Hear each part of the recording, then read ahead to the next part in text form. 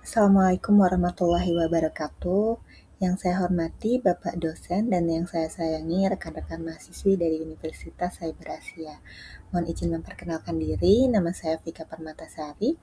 Pada kesempatan kali ini, saya akan mempresentasikan materi mengenai pasar dan lembaga keuangan untuk sesi 1 dan juga sesi kedua. Baik, langsung saja ke slide pertama. Pada slide pertama ini kita akan membahas mengenai pengertian daripada pasar. Jadi secara umum ketika kita mendengar kata pasar ini mungkin terbayang adalah tempat bertemunya penjual dan juga pembeli seperti pasar tradisional ataupun supermarket. Namun sebetulnya dalam ilmu ekonomi pengertian pasar ini jauh lebih luas daripada sekedar tempat fisik. Saya mengambil pengertian pasar ini dari William J. Stanton dan juga Philip Kotler.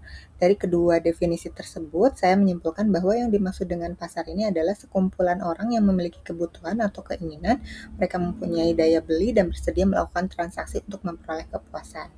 Jadi, inti dari pasar itu sebetulnya bukan dari tempatnya, melainkan adanya kegiatan transaksi antara penjual dan pembeli untuk memenuhi kebutuhan masing-masing. Selanjutnya kita membahas mengenai lembaga keuangan. Lembaga keuangan ini merupakan lembaga yang berfungsi sebagai perantara antara pihak yang memiliki kelebihan dana dengan pihak yang membutuhkan dana.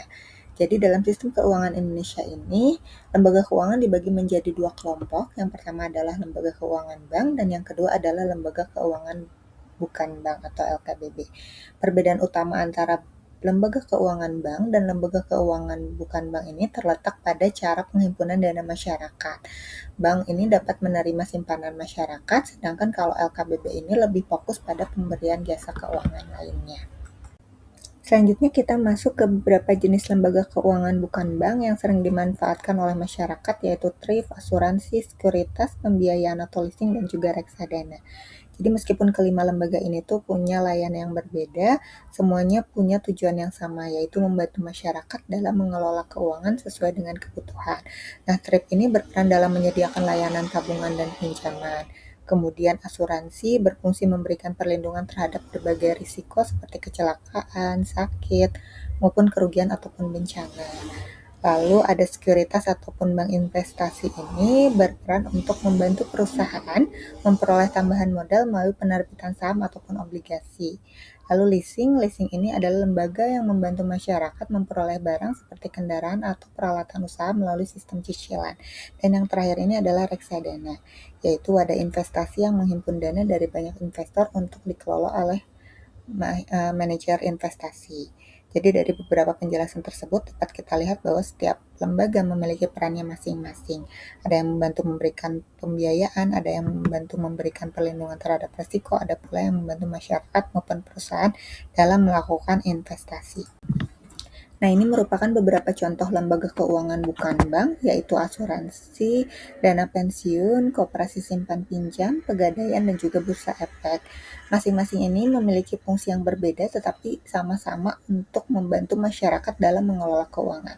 Seperti asuransi. Asuransi ini memberikan perlindungan terhadap risiko seperti kecelakaan, sakit, kebakaran, melalui pembayaran premi. Lalu dana pensiun ini memberikan jaminan penghasilan kepada seseorang yang sudah tidak lagi bekerja. Kemudian koperasi simpan pinjam, dia membantu anggotanya menabung dan memperoleh pinjaman dengan tujuan untuk meningkatkan kesejahteraan bersama. Lalu untuk pegadaian ini memberikan pinjaman dengan jaminan barang berharga sehingga menjadi solusi ketika membutuhkan dana yang cepat. Yang terakhir adalah bursa efek atau pasar modal. Nah, ini adalah tempat bertemunya perusahaan yang membutuhkan modal dengan investor yang ingin berinvestasi. Kemudian mengenai faktor-faktor yang mendorong semakin pentingnya peran lembaga keuangan dalam perekonomian, yang pertama adalah besar peningkatan pendapatan kelas menengah. Jadi ketika pendapatan meningkat, kebutuhan terhadap layanan keuangan seperti tabungan, investasi, asuransi, dan juga pembiayaan juga ikut bertambah. Selain itu, pesatnya perkembangan industri dan teknologi yang membuat transaksi keuangan ini menjadi lebih cepat, mudah, dan efisien. Jadi saat ini masyarakat itu dapat menabung, investasi, sampai dengan mengajukan pinjaman melalui aplikasi secara digital gitu. Nah, lembaga keuangan juga memberikan akses kepada masyarakat dengan cara dengan dana terbatas untuk tetap dapat menabung ataupun berinvestasi. Jadi dengan begitu layanan keuangan tidak hanya dapat dinikmati oleh masyarakat yang memiliki modal yang besar. Yang keempat adalah skala ekonomi dan ruang lingkup dalam produksi dan distribusi jasa keuangan. Maksudnya adalah kemampuan lembaga keuangan mengelola dana dalam jumlah besar sehingga biaya operasional menjadi lebih efisien dan layanan yang diberikan kepada masyarakat pun lebih optimal. Selain itu, lembaga keuangan juga menyediakan jasa likuiditas, yaitu memudahkan masyarakat menyimpan dan menarik dana ketika dibutuhkan. Di sisi lain, masyarakat juga dapat memperoleh keuntungan dalam jangka panjang dengan risiko yang relatif lebih kecil, terutama melalui produk-produk keuangan yang dikelola secara profesional. Selanjutnya mengenai lembaga keuangan dan sistem keuangan di Indonesia. Nah, untuk sistem keuangan Indonesia ini dibagi menjadi dua bagian, yaitu sistem moneter dan di luar sistem moneter. Nah, pada sistem moneter ini terdapat Bank Indonesia sebagai otoritas moneter yang bertugas untuk menjaga kestabilan nilai rupiah dan mengatur kebijakan moneter. Yang selanjutnya ada Bank Pencipta Uang Giral atau Bank Umum melalui kegiatan penghimpunan dan penyaluran dana kepada masyarakat. Sementara itu, di luar sistem moneter terdapat berbagai lembaga keuangan seperti BPR, kemudian perusahaan pembiayaan, perusahaan asuransi, dana pensiun, pasar modal, pasar uang, dan pasar valuta asing, serta perusahaan reksadana. Jadi masing-masing lembaga ini memiliki fungsi yang berbeda, tetapi saling melengkapi dalam memberikan layanan keuangan kepada masyarakat. Nah, selanjutnya adalah terkait dengan pasar uang. Saya mengambil definisi dari Undang-Undang Nomor 4 Tahun 2023 dan juga dari Bank Indonesia. Dari kedua definisi tersebut, poin pentingnya adalah para ahli dan regulator ini sepakat bahwa poin krusial dari pasar uang terletak pada jangka waktu yang pendek, jadi kurang dari 1 tahun, sifat pasarnya yang tak berwujud fisik ataupun abstrak, serta fungsi utamanya sebagai penyedia likuiditas harian atau singkat. Selanjutnya kita akan membahas mengenai fungsi dan tujuan pasar uang. Fungsi utama pasar uang ini adalah tempat bertemunya pihak yang membutuhkan dana jangka pendek dengan pihak yang memiliki dana yang lebih. Selain itu juga pasar uang juga berfungsi sebagai sarana perdagangan, surat berharga jangka pendek, dan membantu menjaga likuiditas lembaga keuangan maupun perusahaan. Dari sisi pihak yang membutuhkan dana, tujuan pasar uang adalah memperoleh tambahan modal kerja atau memenuhi kebutuhan dana operasional dalam waktu yang singkat. Sedangkan bagi pihak yang memiliki kelebihan dana, pasar uang ini bertujuan memberikan kesempatan untuk memperoleh keuangan melalui bunga atau imbal hasil dari instrumen yang dimiliki. Jadi dengan demikian pasar uang ini memberikan manfaat bagi kedua belah pihak. Pihak yang membutuhkan dana dapat memperoleh pembiayaan dengan cepat, sedangkan pihak yang memiliki dana dapat memperoleh keuntungan tanpa harus menyimpan dananya dalam keadaan tidak produktif. Selanjutnya, peserta dan pelaku pasar uang. Pada dasarnya, keduanya merupakan pihak yang melakukan transaksi di pasar uang, baik untuk memenuhi kebutuhan dana jangka pendek maupun menginvestasikan dana yang dimiliki. Peserta pasar uang ini terdiri dari lembaga keuangan, perusahaan besar, lembaga pemerintah, dan individu. Jadi mereka itu memanfaatkan pasar uang sesuai dengan kebutuhannya, misalnya untuk memperoleh tambahan dana atau menempatkan dana yang dimiliki agar lebih produktif. Sementara itu, pelaku pasar uang cakupannya ini lebih luas seperti bank, yayasan dana pensiun, perusahaan asuransi, perusahaan besar, lembaga pemerintah, serta lembaga keuangan lainnya. Masing-masing memiliki peran yang berbeda dalam melakukan transaksi dan menjaga kelancaran aktivitas pasar uang. Jadi sebagai contoh, bank biasanya melakukan transaksi untuk menjaga likuiditas. Perusahaan ini memanfaatkan pasar uang untuk memenuhi kebutuhan modal kerja. Kemudian dana pensiun dan perusahaan asuransi menggunakan pasar uang ini sebagai tempat mengelola dana yang dimiliki, sedangkan masyarakat atau individu dapat memanfaatkan pasar uang sebagai salah satu pilihan investasi jangka pendek. Jadi dari beberapa penjelasan tersebut dapat disimpulkan bahwa keberagaman peserta dan pelaku pasar uang ini menunjukkan bahwa pasar uang memiliki peran penting dalam mempertemukan pihak yang memiliki kelebihan dana dengan pihak yang membutuhkan dana. Nah, pada bagian ini akan dibahas mengenai instrumen pasar uang. Instrumen pasar uang ini surat berharga jangka pendek yang digunakan untuk kebutuhan pendanaan ataupun investasi. Berdasarkan Dahlan Siamat, instrumen pasar uang di Indonesia ini meliputi beberapa. Yang pertama ada SBI. SBI ini surat berharga yang diterbitkan oleh Bank Indonesia. Kemudian surat berharga pasar uang.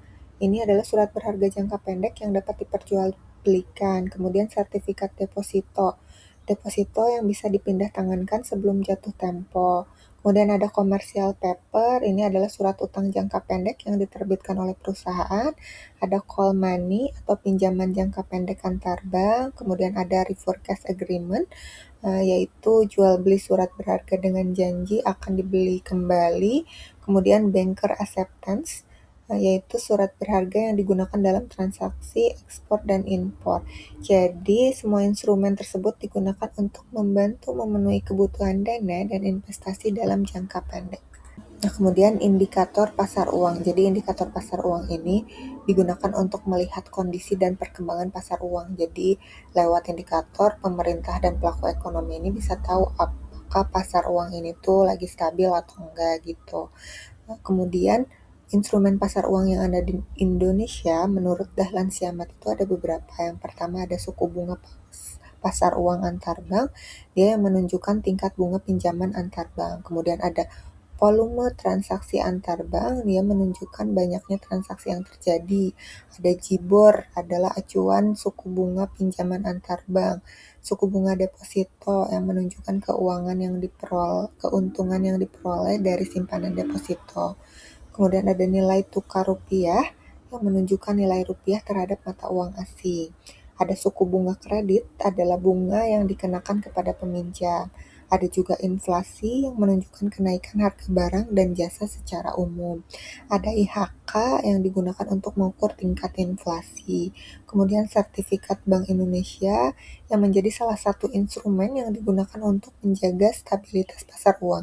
Jadi dari indikator-indikator tersebut dapat diketahui kondisi pasar uang dan menjadi dasar bagi pemerintah maupun Bank Indonesia dalam mengambil kebijakan ekonomi. Nah, dari seluruh materi yang telah dipelajari, kita dapat memahami bahwa keberadaan pasar dan lembaga keuangan ini sangat penting. Jadi bukan hanya berkaitan dengan kegiatan perbankan, tetapi juga mencakup berbagai layanan keuangan lainnya yang sangat dekat sekali dengan kehidupan kita sehari-hari. Jadi hampir setiap aktivitas ekonomi yang kita lakukan seperti menabung, mengajukan pinjaman, membeli asuransi, investasi, sampai dengan melakukan pembayaran digital ini melibatkan peran lembaga keuangan. Oleh karena itu, pemahaman mengenai pasar dan lembaga keuangan sangat penting agar kita mampu mengelola keuangan dengan lebih baik serta memanfaatkan berbagai layanan keuangan secara bijaksana. Nah, berikut ini merupakan referensi yang saya gunakan untuk materi ini. Baik, demikian presentasi yang dapat saya sampaikan. Semoga materi yang telah dipaparkan dapat memberikan gambaran dan juga dapat menambah wawasan mengenai pasar dan lembaga keuangan, khususnya untuk sesi 1 dan juga sesi kedua. Terima kasih atas perhatian Bapak dosen dan teman-teman semua. Wassalamualaikum warahmatullahi wabarakatuh.